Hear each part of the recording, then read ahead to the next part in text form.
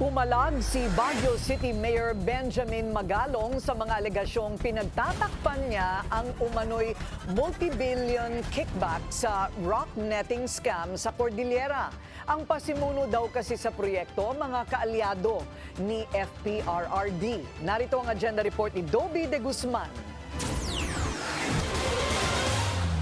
Marami ang saludo kay Baguio City Mayor Benjamin Magalong dahil sa krusada niya laban sa korupsyon.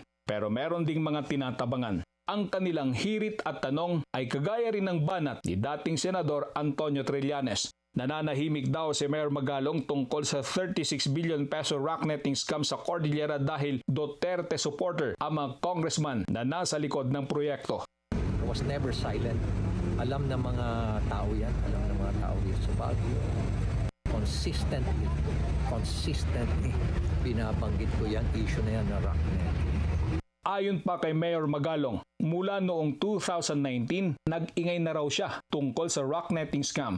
Sa mga naunang panayam sa kanya ng media, ibinunyag ni Mayor Magalong na mula 2017 hanggang 2023, umabot sa 438 ang rock netting project sa Cordillera. Ang kabuang halaga ng proyekto ay 46.61 billion pesos. Anya, ang actual price ng rocknet ay 6,000 pesos per square meter. Pero sa detailed unit price analysis ng DPWH, pumalo ito sa 25,000 pesos per square meter.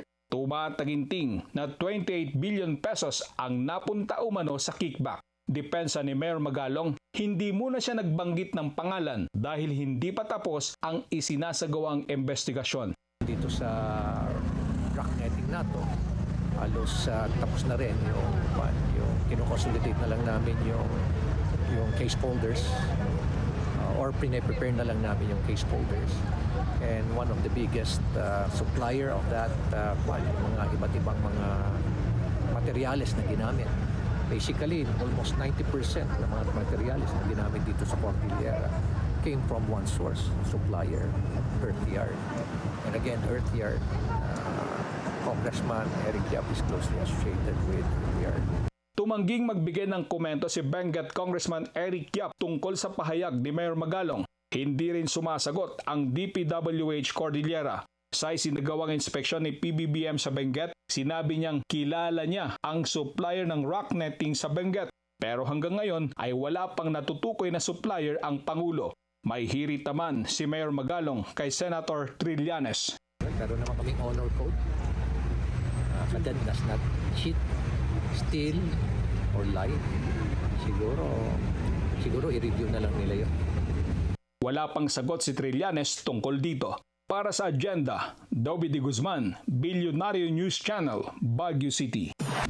Manatiling nakatutok sa Bilyonaryo News Channel. Sumubaybay sa aming social media accounts at mag-subscribe sa aming YouTube channel para sa mga bago at eksklusibong balita.